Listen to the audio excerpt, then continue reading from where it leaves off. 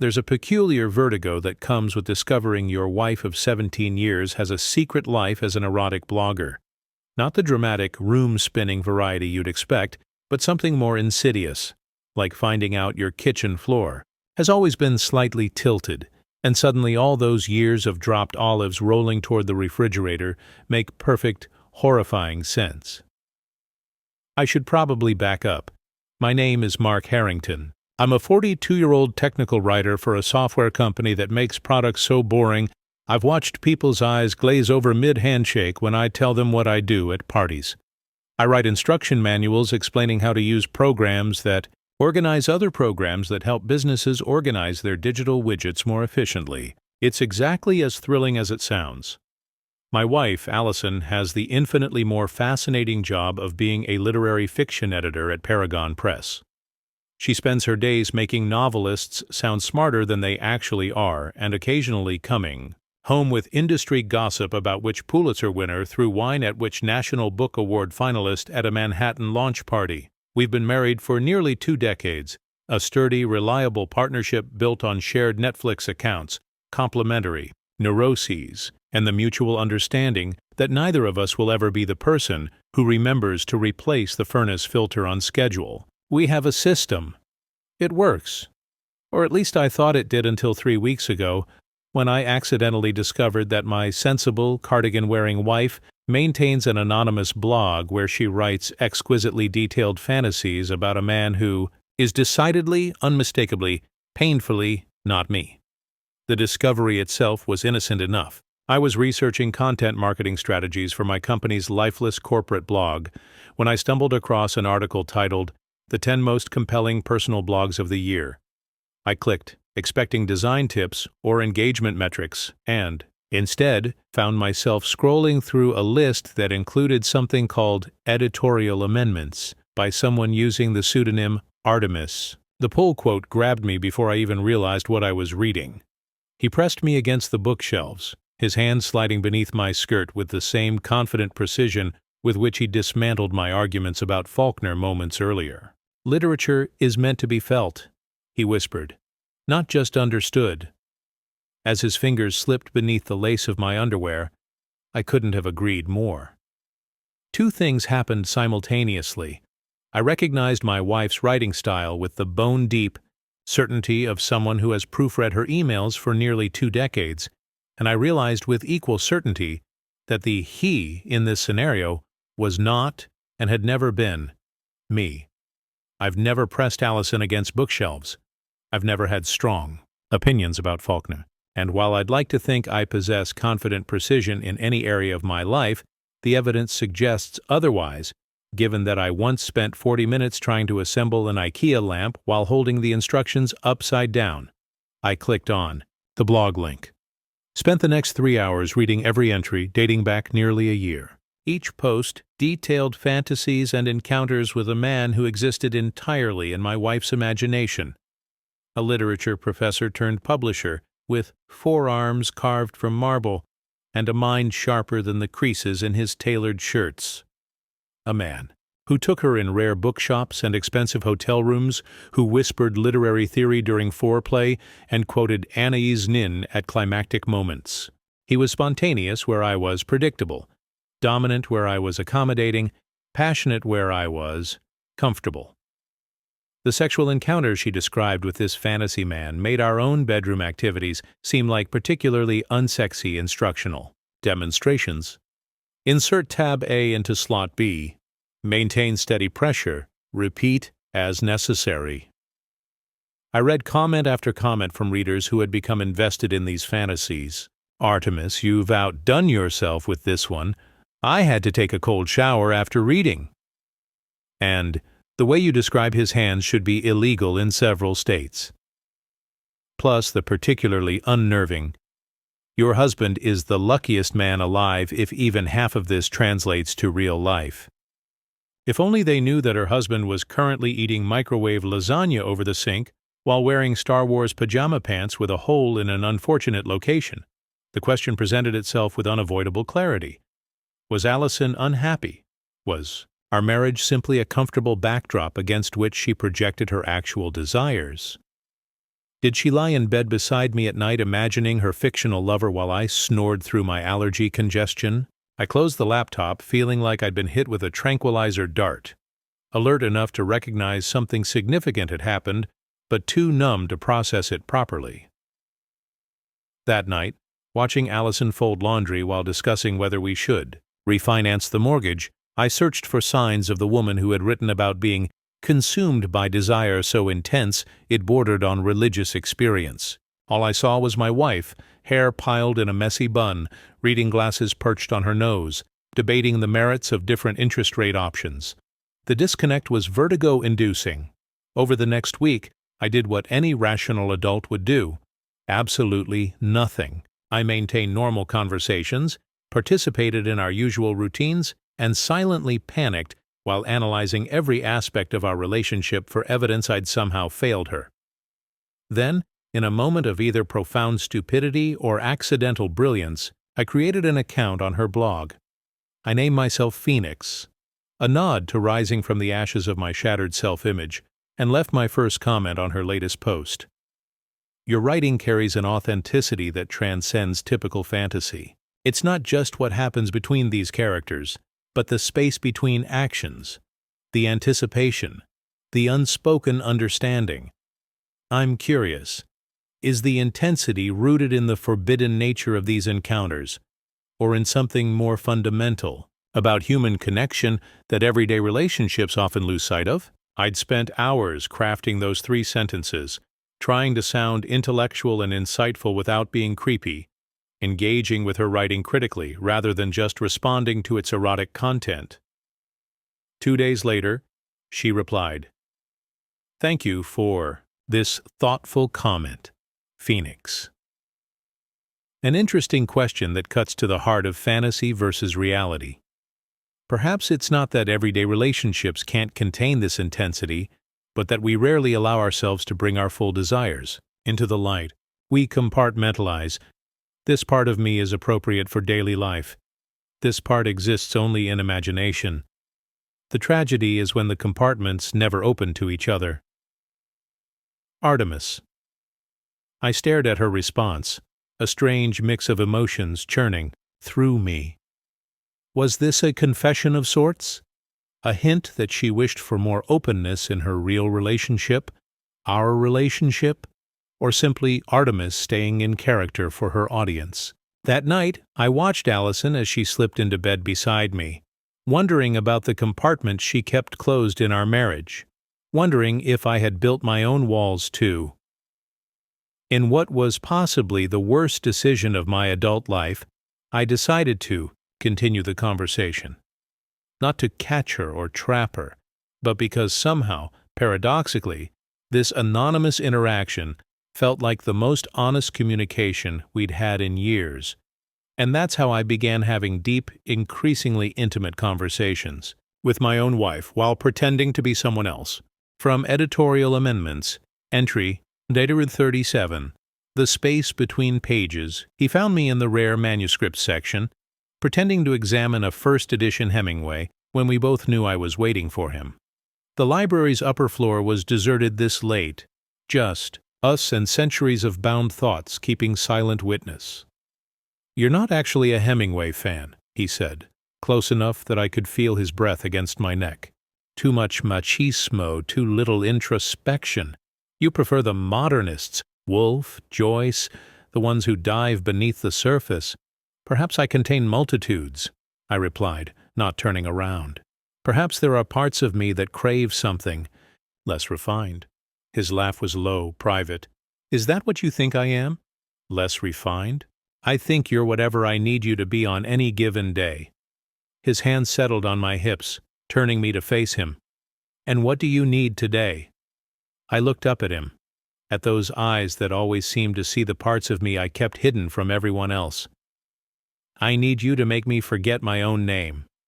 I need you to remind me that beneath deadlines and proper grammar and professional responsibilities, I'm still flesh and nerve endings and desire. That," he said, backing me against the shelves, "can be arranged.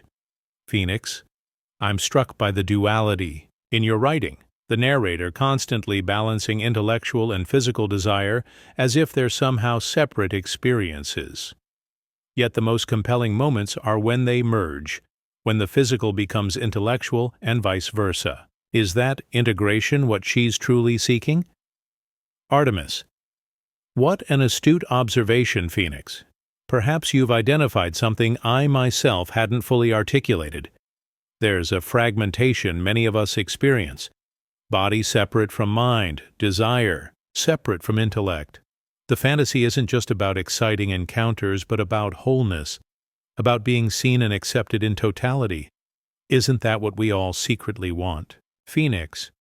I wonder if that wholeness is less about finding the perfect partner and more about finding the courage to be fully ourselves with someone imperfect, to reveal the desires we've deemed too raw or complicated to share.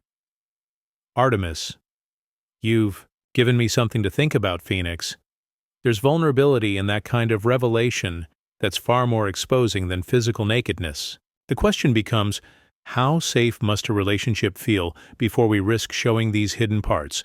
And what responsibility does the witness have to that vulnerability? Our virtual conversation continued for weeks, developing alongside Artemis's increasingly evocative blog posts. With each exchange, I felt I was learning things about my wife I'd never known. Her thoughts on desire, connection, literature, vulnerability. I found myself looking forward to our online interactions with an anticipation I hadn't felt in years. Meanwhile, in our actual home, I watched Allison with new eyes. I noticed small changes. She seemed more energetic, more present. She bought new clothes, wore her hair differently. She suggested we try a new restaurant instead of our usual Friday night standby. Was this the influence of her writing? Of the confidence she gained from her growing audience? Or, my wounded ego wondered, from her exchanges with Phoenix? I felt simultaneously closer to my wife and further from her than ever. I was jealous of my own alter ego. The situation became even more complicated when Artemis published a post that seemed directly inspired by our conversations. From editorial, amendments, entry 42. Witnessed. Tell me what you want, he said, his voice quiet in the dimly lit hotel room. Not what you think I want to hear, not what seems acceptable or expected. Tell me your actual desire, without editing. The question was simple, the answer was not. I'd spent a lifetime refining my desires into palatable versions, straining out the parts that seemed too demanding, too selfish, too much. I'm not sure I know anymore, I admitted. I've been the editor of my own wants for so long. He moved across the room, sitting beside me on the edge of the bed. Not touching me, just close enough that I could feel the warmth radiating from his body. Then perhaps we start there, he said, with unlearning the editing, with giving yourself permission to want without revisions. And if what I want is complicated, contradictory, if I want things that don't make logical sense together, then we hold the contradiction, he answered, his hand finally finding mine. Humans aren't manuscripts, to be made cohesive. We're allowed to want conflicting things. The relief of this statement was so unexpected that I felt tears gathering. He noticed, he always noticed, and brushed his thumb beneath my eye. Tell me one unedited desire, he encouraged. Something small. We can build from there. I took a breath. I want to be witnessed, I said finally. Not just seen, but truly witnessed. The parts I'm proud of and the parts I hide. I want someone who won't look away from either. He was quiet for a moment. Then, that's not small at all, he said. That may be the biggest desire there is. Too much? I asked, vulnerability making, my voice unsteady. No, he said, his fingers tracing patterns on my palm. It's exactly enough. His touch traveled up my arm, leaving goosebumps in its wake. What else do you want? Tell me more. And so I did. Each desire, spoken aloud like stepping stones across a river I'd never dared cross before, his touch following the path of my words until there was no separation between what I said and what I felt, between being heard and being touched, between witness and participant. The comments section exploded with readers responding to the raw emotional vulnerability of the piece, and there, among them, was a request that sent my pulse racing. Artemis, Phoenix, your insights have been so valuable to me over these past weeks. Would you be open to continuing our conversations more directly? If you're comfortable, you can. Reach me at artemisamendments@gmail.com. No pressure, of course. I stared at the message for an hour, possibilities spinning through my mind. This was my chance to end the charade, to back away before it went too far. Instead, I created a new email account and sent my first direct message to my wife. From phoenix.risingeggmail.com to artemis.amendments@gmail.com. Subject: Continuing the conversation. Artemis, I'm flattered by your invitation and would enjoy continuing our conversations. Your latest piece affected me deeply, particularly the distinction between being seen and being witnessed. I've been considering what it means to truly witness another person, to hold space for their contradictions and desires without trying to resolve them into something neater. I wonder how many of us walk through life being seen but not witnessed, even by those closest to us. How many aspects of ourselves remain private, not because we've chosen solitude, but because we fear rejection if we reveal them. Your writing creates a space where these questions don't feel theoretical. They feel urgent, essential. The relationships you describe isn't just erotic because of the physical encounters, though those are certainly compelling, but because of the radical acceptance at its core. I hope I'm not overstepping by saying this feels like more than fiction. There's a truth here that resonates beyond the page. Looking forward to your thoughts, Phoenix. From artemis.amendments@gmail.com to phoenix.risingeggmail.com. Subject: Continuing the conversation. Phoenix, you're not overstepping at all. In fact, you've articulated something I've been circling in my writing but haven't directly addressed: the thin membrane between fiction and truth. While these stories are technically fantasies, they contain emotional truths I haven't found other ways to express. The physical scenarios may be invented, but the underlying desires are authentic. Does that make them less fictional or more so? I'm not entirely sure. What I do know is that I began this blog as a private experiment, never expecting anyone to read it, much less engage with it as thoughtfully as you have. Your comments have pushed me to dig deeper, to move beyond surface-level desire into the more complex territory beneath. You ask how many of us walk through life being seen but not witnessed. I think the number is staggeringly high. We present curated versions of ourselves, appropriate, palatable, expected. After enough time, the curation can become so habitual we forget what lies beneath it. I'm curious, what parts of yourself do you keep private? What would it mean for you to be truly witnessed? Artemis, the question hit me with unexpected force. What parts of myself did I keep private? The irony wasn't lost on me. Here I was, engaging with my wife under false pretenses, while simultaneously being more honest with her than I'd been in years. Our email exchanges deepened over the following days, evolving from literary analysis to increasingly personal revelations. I was careful to disguise identifying details while sharing authentic feelings, walking a precarious line between deception and truth. From phoenix.risingeggmail.com to artemis.amendments@gmail.com. Subject: Midnight Thoughts. Artemis. It's late, and perhaps that's making me more candid than I should be. I've been thinking about your question, what parts of myself I keep private. The truth is, I've spent most of my adult life being reliable, dependable, the person who remembers oil changes and insurance renewals. Somewhere along the way, I think, I confused being responsible with being boring. I started to believe that stability and passion were somehow mutually exclusive, that I had to choose between being trustworthy and being exciting.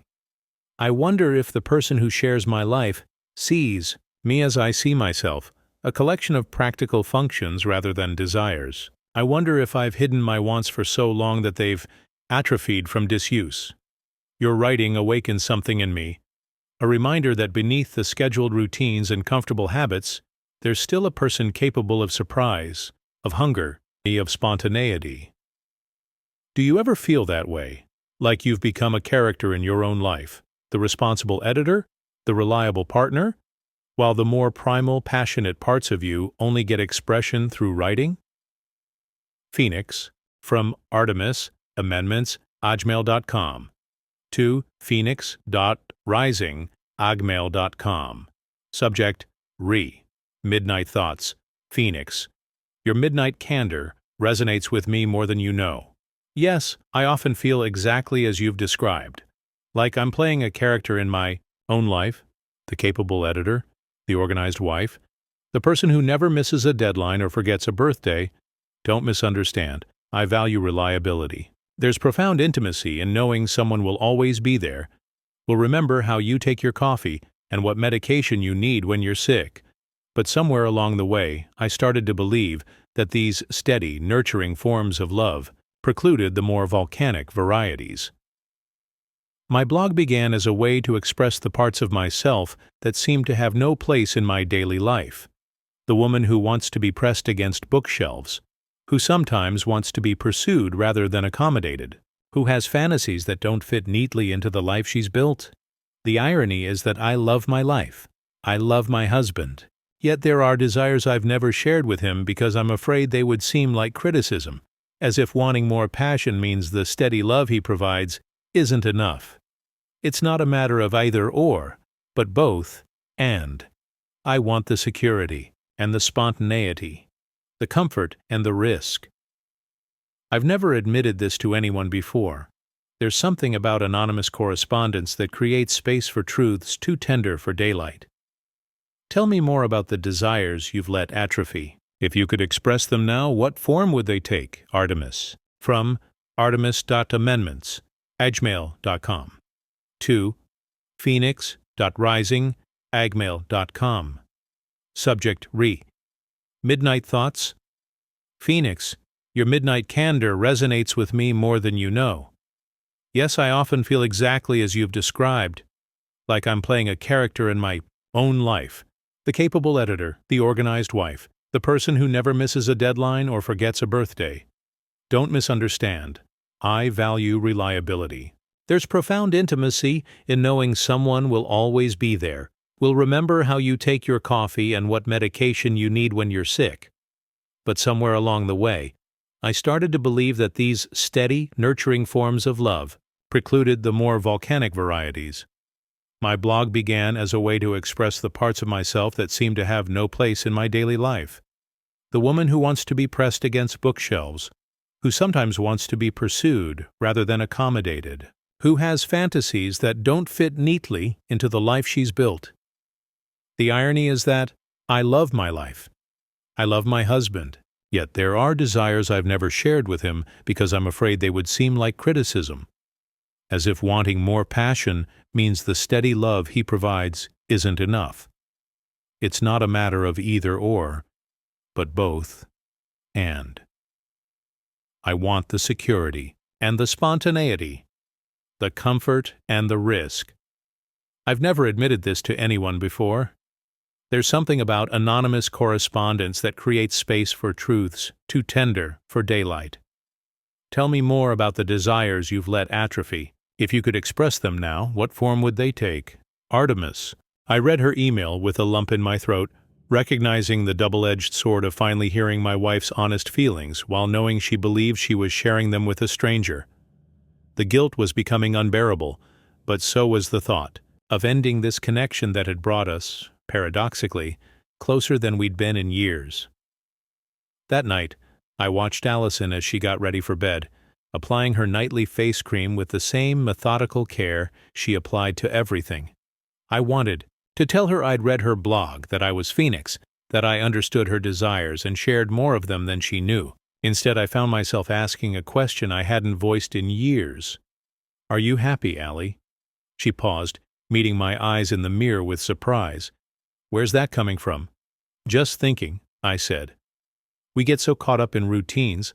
Sometimes I wonder if this is all how you imagined it would be." She turned to face me, something unreadable in her expression. "That's a big question for 11:30 on a Tuesday."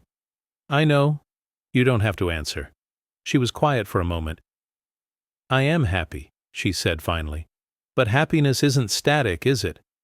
There are different kinds, different layers." She hesitated. "Sometimes I wonder if we've settled into such comfortable patterns that we've stopped exploring the other layers."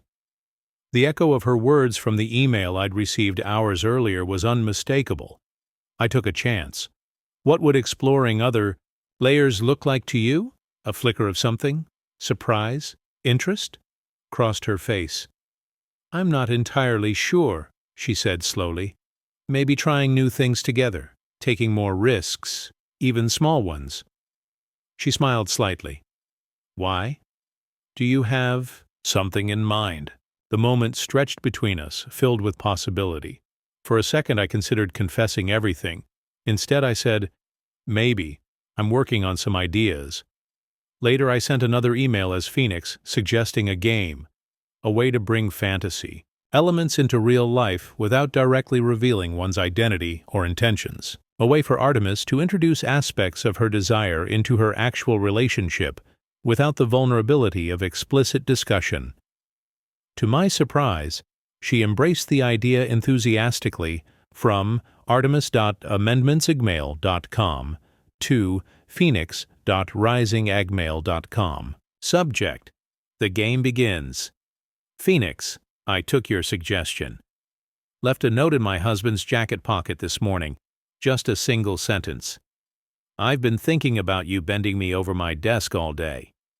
Nothing else. No signature, though he'll recognize my handwriting. We've never communicated this way before. Never been explicit about desires outside the immediate context of intimacy, and even then, in rather subdued terms. My heart was pounding as I slipped the note into his pocket. I feel like a teenager passing notes in class, both terrified and thrilled at the possibility of being caught. Is it strange that I'm telling you this? That I'm more comfortable sharing these thoughts with you than I was writing that note for him? Perhaps it's the distance of anonymous communication. Or perhaps it's that you've already witnessed the most intimate parts of my imagination through my writing. Either way, thank you for encouraging me to bridge the gap between fantasy and reality, even in this small way. I'll let you know what happens. Artemis. I'd found the note that morning, nearly choked on my coffee reading it, and spent the entire day in a state of distracted anticipation. That evening, I'd taken Allison against her home office desk with an assertiveness I hadn't shown in years, both of us more passionate and uninhibited than I could remember. Afterward, she'd looked at me with a kind of wondering surprise that made me feel simultaneously proud and guilty. I was using insider information after all, responding to desires she thought she was only sharing with a stranger. The game continued. Artemis would email Phoenix about a fantasy or desire. Phoenix would offer suggestions for introducing elements of it into her real relationship. I would find ways to fulfill those desires without revealing I knew they were coming. Meanwhile, Allison blogged about increasingly intimate encounters between her fictional characters, clearly inspired by our evolving relationship. It was unsustainable. It was dishonest. It was the most alive our marriage had felt in a decade. The breaking point came a month into our double life, when Artemis sent Phoenix an email that changed everything. From Artemis, amendmentsagmail.com to phoenix.risingagmail.com. Subject: Confession Phoenix. I need to tell you something, and I'm not sure how. Over these past weeks, as we've exchanged thoughts and I've followed your suggestions about bringing more openness into my marriage, something unexpected has happened. My relationship with my husband has transformed. We're connecting in ways we haven't in years, not just physically but emotionally. He's different somehow, more attentive, more assertive, more in tune with what I want without my having to explain it. It's as if he's reading my mind. Or, this will sound crazy, but sometimes I wonder if he's reading my emails. if he knows about the blog, if somehow impossibly he is you. Is that completely paranoid? Am I manufacturing connections that aren't there? The strangest part is that I'm not sure how I feel about this possibility. On one hand, the deception would be enormous. On the other, it would mean he cares enough to try to understand me in this roundabout way, that he's been listening to my deepest desires and responding to them.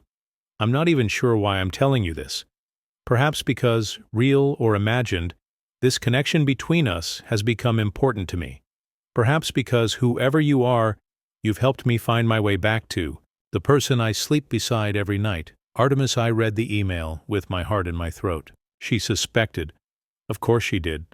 Allison had always been perceptive, and I hadn't been as careful as I should have been. The question was, what now? I could deny it. Continue the charade a bit longer, or I could finally tell the truth, with all its complications and potential fallout. That night, I didn't respond to her email. Instead, I waited until she was asleep, then took her laptop and left a document open on the screen. A full confession of everything, from discovering her blog, to creating Phoenix, to how the experience had transformed my understanding of our marriage and of her. I concluded with the truest thing I knew. I fell in love with you all over again through your writing, not just with Artemis, but with Allison. With your mind, your desires, your complexity. I've spent 17 years beside you, and somehow it took pretending to be someone else to finally see you clearly, to witness you, as Phoenix would say. I'm sorry for the deception. I'm not sorry for what it's shown me about who we could be together if we stopped editing ourselves for each other's comfort. Whatever happens next, thank you for reminding me that beneath the routines and responsibilities, there's still mystery between us, still discoveries to be made, still desires to be fulfilled. All my love, Mark and Phoenix. In the morning, I woke to find the space beside me empty. My stomach dropped as I made my way downstairs, prepared for anger, for hurt, for possibly the end of my marriage. Instead, I found Allison in the kitchen, 2 coffee cups on the counter, wearing nothing but one of my dress shirts, a scene straight out of her blog's fantasies. "So," she said, a complex mix of emotions playing across her face. "Phoenix." I nodded, not trusting myself to speak. "I should be furious," she continued. "You invaded my privacy. You manipulated me. You lied for weeks." "I know," I said quietly. "I'm sorry." She took a step toward me. "And yet, somehow I keep thinking about how you said you fell in love with me all over again, about how this bizarre boundary-crossing mess brought us closer than we've been in years." Another step. "About how the best sex of our marriage has happened in the past month." I dared to meet her eyes, finding not the anger I expected, but something more complicated, hurt mixed with understanding, betrayal with forgiveness, irritation with unmistakable desire. "We need to talk about this," she said. "Set some actual boundaries. Figure out where we go from here." "Absolutely," I agreed. "Whatever you need." She handed me a coffee cup, her fingers lingering against mine. "But first," she said, her voice dropping to a tone I recognized from her blog, "I believe Artemis mentioned something in her last post about morning encounters against kitchen counters." "She did," I confirmed, setting down the coffee cup and reaching for her. Something about the contrast of domestic space and primitive desire. Her smile was both Allison and Artemis, both my wife of 17 years and the mysterious blogger I'd come to know so intimately. "Exactly," she said, pulling me closer. "I think it's time we stopped talking about it and started living it. Don't you?" As it turns out, I couldn't have agreed more. From Editorial Amendments, Final Entry. Full disclosure. Dear readers, after a year of sharing fantasies and exploring desires through this blog, I'm writing to say goodbye, not because the journey is ending, but because it's transforming into something else entirely.